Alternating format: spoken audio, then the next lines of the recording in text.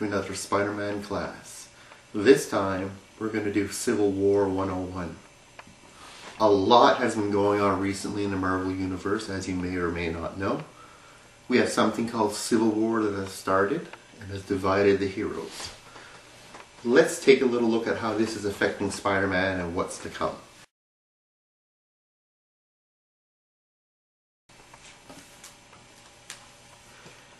In Amazing 529, we have Spider-Man getting a new costume, which was made for him by Tony Stark, Mr. Iron Man. So Iron Man builds Spider-Man a costume and asks him to be his right-hand man for something big that is coming up. Now Tony Stark is more like a politicianist type guy. There's something big coming. He wants Peter as his right-hand man. Builds him a suit, which is basically this thing here. And some of the features of the suit, it's bulletproof, and it has these tentacle-ish type things that come out for battle and help him climb and all kinds of different stuff.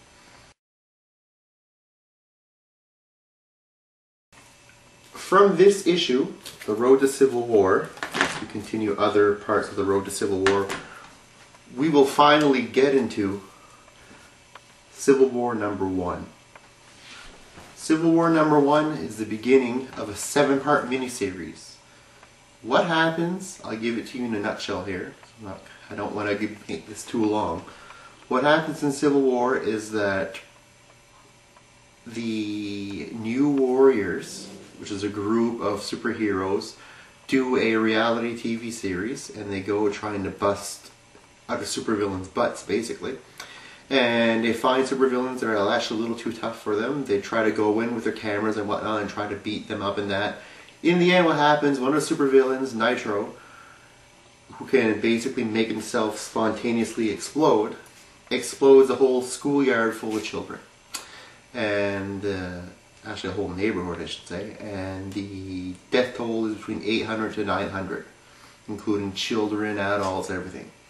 This causes the Senate to pass legislation, much like in X-Men, as they want to take the mutants and make them register. They want to make the superheroes register now. Not only a mutant, but any superhero must register under this act and give up their secret identity and work basically for S.H.I.E.L.D., which is like a superhero law enforcement. Over the span of all these issues, from number 1 to, we are at number 6 right now, awaiting number 7 next month, which will be the finale.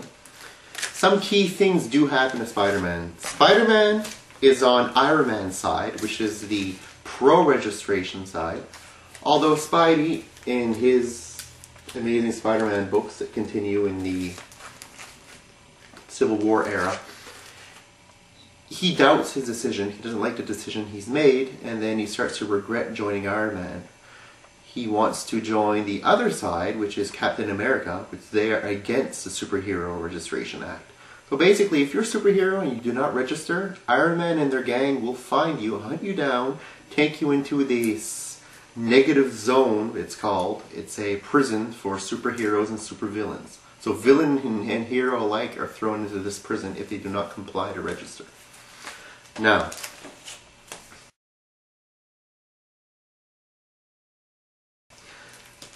a key element for Spider-Man happened in Civil War number 2. In this book, Spider-Man does something that's been long awaited for years. I don't know how I personally feel about what he did, but maybe it'll play out in the storyline and it'll make sense later on and we'll get used to it. But he actually unmasks. So Spider-Man removes his mask in front of the world at a press conference and shows his identity in order to this was when he was supporting the Registration Act. The second print of this comic book actually has Spider-Man unmasked in front of the press. This leads in to this issue here. It continues from Civil War number 2, where we actually see Spider-Man unmasking, down here to Amazing Spider-Man number 533. You actually see the aftershocks of him unmasking. He takes off the mask in Civil War number 2, and you don't really know what happens after. In this issue, it shows him talking to the press. It shows all kinds of different reactions from different supervillains that are in jail and whatnot and hear about this. And the most classical reaction is from the one you get from J. Jonah Jameson, who has taken Peter under his wing for years as basically his child, if you will. Always gave him support, always helped him out, you know, even though he was a little cranky and whatnot. He always did help out Peter in the end. And just to show the betrayal that he has against Peter for hiding this identity for all these years. Very interesting issue. Now, as Spider-Man starts to change his mind about which side he's on in the Civil War, during the Amazing issues, he will take Aunt May and Mary Jane and basically hide them out somewhere. So he's going to give them a secret location and hide them there because he doesn't want anybody to hurt them, because they all know he's Peter Parker is Spider-Man now, so they know basically Mary Jane and all of them are Peter's wife and Aunt May is Peter's aunt, and naturally they want to hurt them to get to him. The interesting part about it is at the end of Amazing 537, from jail the Kingpin sends a hitman to try to assassinate Peter Parker where he's staying, because he's in hiding and someone recognizes him. And basically they go there and Peter's not home. So Kingpin has instructed this assassin to kill whomever is at home. So in this hotel room where they're hiding, right now at the end of this issue, shows the gun scope over Mary Jane and Aunt May. So maybe one of them will die, we don't know. All we know is the whole civil war is supposed to end in a bad way. But what this does lead into,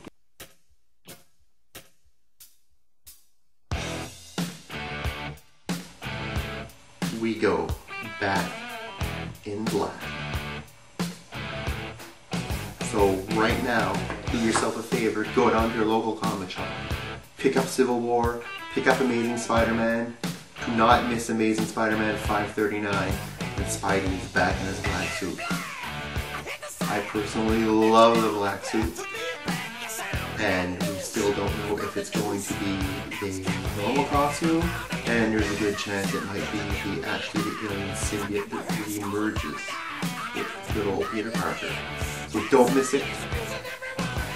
We are, as I said, back in black.